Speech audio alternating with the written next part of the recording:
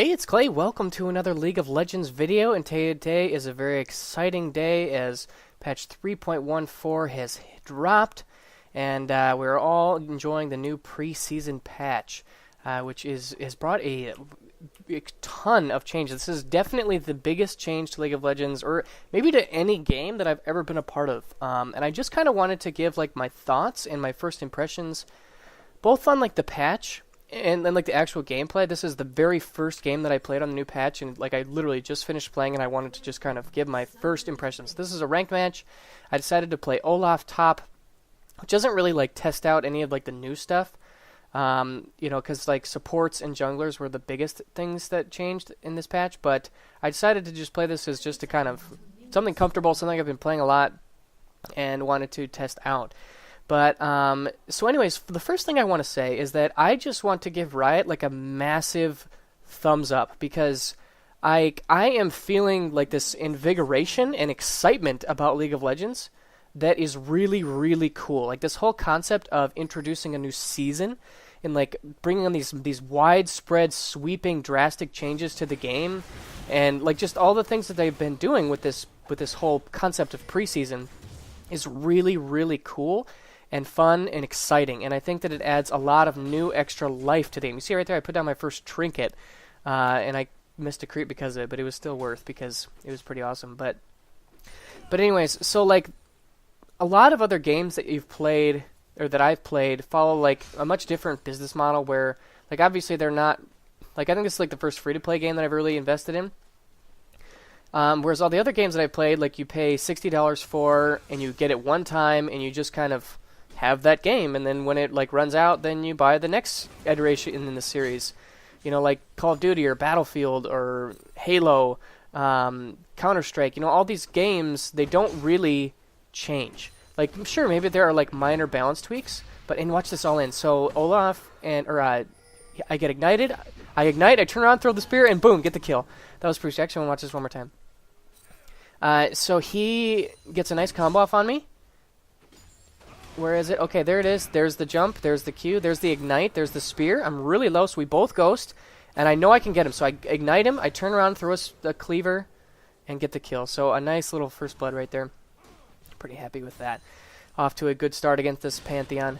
But, so yeah, like I was saying, every other game that I've played has not really been willing to change itself. And part of it is just like the business model, like a free-to-play game. Like I don't think there ever will be a League of Legends 2. Like that doesn't really make sense because they just changed League of Legends because it's free-to-play and they can do that. You know, it doesn't have the same sort of like limitations in the business model. So this whole concept of making it new and fresh and making these big changes, I think is really, really cool. So big kudos to Riot to like doing this. And I think that this is like a massive advantage to this type of game. So really, really cool stuff. And also just like, you know, what I think that it creates this freshness about the game that I really wasn't anticipating. Like, all of a sudden the game feels like radically new and different. Like even on that all-in right there, I didn't actually know if I would get the kill, because one of the things that I've kind of been like struggling with is how they changed like the visual on the like you can like the what you see here above my champion's name is different. Like even just like changing the font and changing the color and like the way that the health bar is like displayed, it just feels very weird and different. Like I feel like so much of the time when I'm skirmishing with someone in top lane, like a lot of my decisions are based on me kind of gauging how much health they have and how much health I have and how much health I think I can deal in terms of damage. And just like all of that kind of, it's just like a very minor visual change, but it really is a cool one that I really enjoy. And like I said, it adds a lot of freshness to the game. So like I said, I think League of Legends feels really fresh and new and different, which I think is very, very cool. Well, for some reason, I just lost game sound. I'm really confused. Okay, I think I'm going to be alright. Can you guys still hear me? Okay, I think everything's fine. My apologies. That was confusing. So anyways, so that was just kind of my overarching impression on Riot and what they're doing and how much I really enjoy this whole process. And then now let's kind of talk about the actual gameplay changes. So a lot is changing in the preseason. If you missed my preseason patch rundown, I just actually uploaded that last night, and I'll upload that tonight. But I'd be very, very curious to know your guys' thoughts in general on changes. But I really am excited for these changes. I think that they're going to be cool. I think there's going to be a lot of, especially in this preseason, in like the early part of Season 4, it's going to be very interesting to see kind of what surfaces in terms of the meta and like what is deemed good and strong and like what is deemed troll. Like that whole process is very interesting to me. And I've never taken part in like a preseason like this before. I started playing at the very beginning of Season 3, so I'm very curious to see how things change, because if you look, like I have actually watched some of the old games from Season 2, like the Season 2 World Finals, with like Taipei Assassins, and like the champions are very different, like the items are very different, and like the game just as a whole is very different, so I'm very excited and curious to see how and what things change, because there's so many things that are changing. It's just very, very, very, very interesting. So anyways, let's go ahead and get into the specific changes. So I'm going to first talk about Trinkets. I really like what they did with Trinkets. I think I just bought the Totem Trinket, just the basic ward one, and I used it as kind of my primary ward, and I also bought wards on top of that, but I felt like as a whole that the map was heavily warded throughout much of the game, and this is like in gold, so this isn't like any crazy high elo. So this is like, I think these are pretty, like above average players, but not like superstars by any stretch. But I did feel like there was a lot of vision. I feel like just from an initial perspective, Riot's goal of kind of spreading the vision burden throughout the entire team, I think they accomplished that, at least my first experience with the game. I think that's very exciting because, so we had like a support Fiddlesticks, and he's actually one of the supports that I would think is going to be like incredibly OP in Season 4. So I'm very curious and excited to see how he chooses, like how strong he is. Like, I think it's going to be really cool. I actually get in trouble here, I think. I probably should have hit my ult right here, so when he jumped on me right there, then I wouldn't maybe have died, but I got a little bit too risky, and there I do end up going down. Just again, not really knowing my limits in the new patch. But anyways, like I was saying, so Fiddlesticks is like the new support, and I'm very curious to see. So like like right here, you got this new like pink ward battle going on, and he got it. So like that's really interesting to see like how those kind of supports deal out. What kind of supports become popular or common? What kind of junglers become popular or common? Like all these different champion changes. Like only time's going to tell. But my first experience in this game is that I really like the direction that they're going with these changes. Now, I didn't feel like, I think that maybe the support gold changes have been a little bit overstated. Like, I've seen forum posts where people are talking about, like, I saw one in particular on Reddit where this guy was talking about support Vayne, and I was just like, there's no way. Like, that's not going to happen. I think that the supports, like, obviously they're going to have more gold, and they're going to be less, like, reliant on spending all their gold on consumables, but I didn't really notice Fiddlesticks having, like, so much gold that, like, I think he got a Haunting Guys, but, like, he didn't, like, get a straight-up, like, Zonias or something crazy like that. Like, for the most part, it was just, like, he just had, obviously, more gold than the supports would have last season, but less gold than maybe some people have anticipated supports having. So, I think that the support changes, like, obviously, supports are still going to be supports. Fumbling around here with my Trinket hotkey. Supports are still going to be supports. Their role is still going to be the same. They're going to be primarily responsible for vision. They're going to be primarily responsible for utility, crowd control. What did Pantheon... Is that his Trinket? It is. Okay, that's kind of cool. So he used his Trinket to sweep my ward. Okay, that's kind of a cool strategy. So, like, you could buy green wards yourself and then focus more on... Interesting. On your Trinket to get rid of your opponent's wards. That's kind of interesting.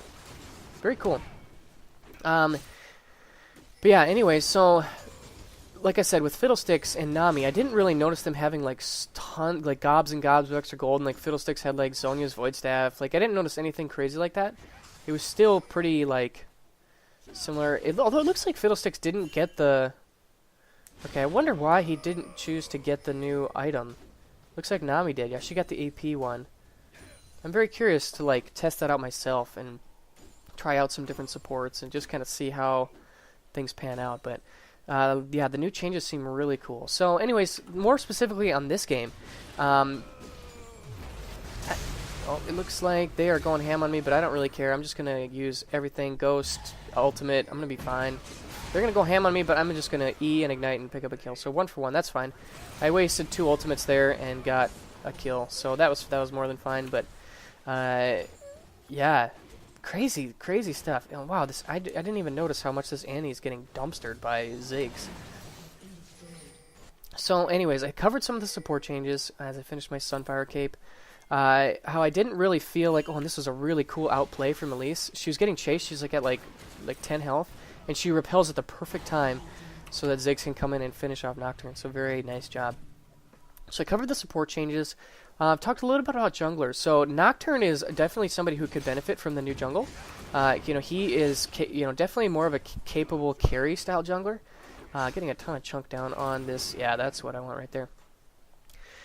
So he's a very capable carry style jungler. So I feel like he's definitely somebody who could benefit from the new gold. Elise can do pretty well with no items, so she's not like, and her clear speed is good, but it's not like through the roof. So she isn't really like, I mean, she's a pretty old guard jungler. But like, yeah, some of the newer, junglers like I think Shyvana, Master Yi, even somebody like Dr. Mundo, who his clear time is like really underrated. It's just that he is a little bit weaker early on.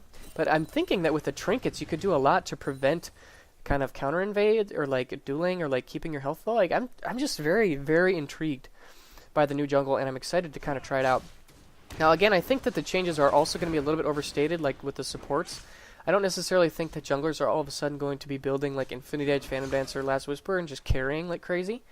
I think it's going to be more of a situation where they're going to buy meaningful items, but it's still not going to be like I said, like you still have to think about like team comps, and like you still want like a utility tank in your team comp. And top lane has become more of a carry lane with characters like Jax, and even like with somebody like Olaf that I'm playing, he's capable of carrying pretty hard.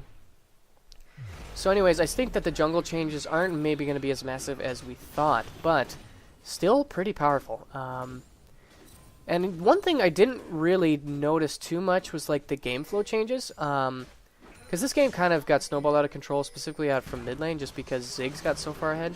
And check this out, Elise shows up right in the nick of time with a beautiful cocoon, and I'm going to get a nice combo off and pick up that kill. So nice job, Elise, showing up at the nick of time. I used my ult there just to make sure that I would secure the kill so that he wouldn't jump on me and stun me. I didn't want that to happen. So, but yeah, I do feel like the new jungle is going to be cool and exciting, but I don't think it's going to be like radically different. Like I still feel like the strong early game gank heavy junglers are going to be best, and they're going to, like just that style of play is so strong and powerful that I don't really think that we'll see a massive divergence in playstyle. But I guess time will tell. But yeah, this game is pretty, I mean, it's not really that close. We kind of derped around for a little while. This was actually, I wonder how this worked. This is like Olaf just shining. Like, look at how well I sustained through this fight.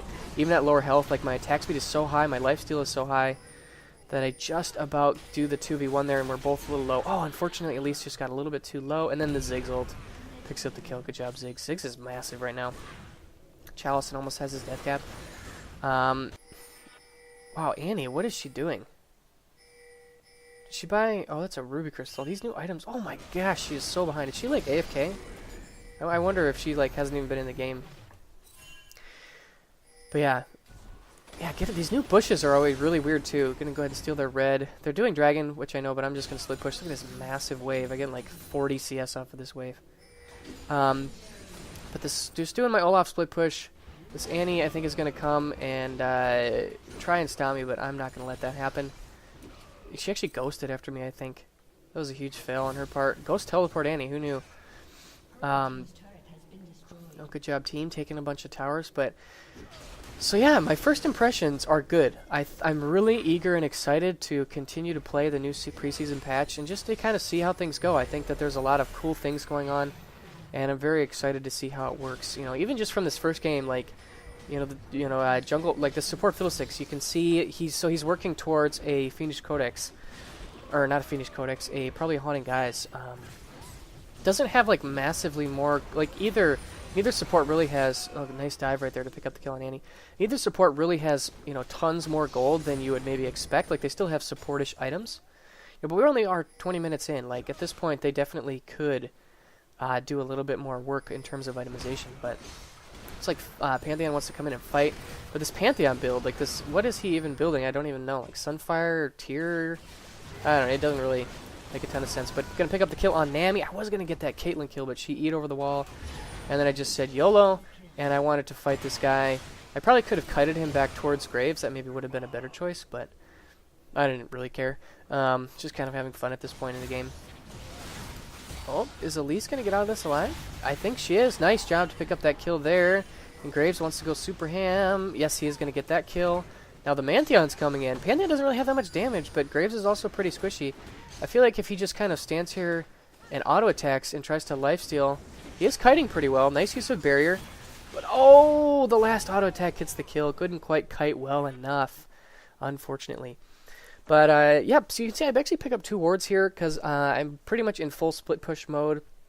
And you still want to buy wards. That's definitely, I think that a lot of newer players will see trinkets as an opportunity to just, like, stop buying wards and just rely on the trinket for your vision. And that's not a good idea. Like, you still want wards. But if you look at the map, our team has really good vision, like especially around their blue buff, and even like on all sides of the jungle, we have really good vision.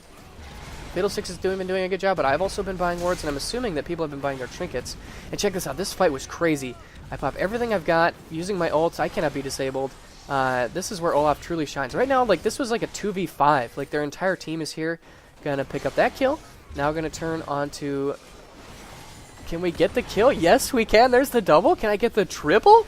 What is this damage? This Olaf. Oh.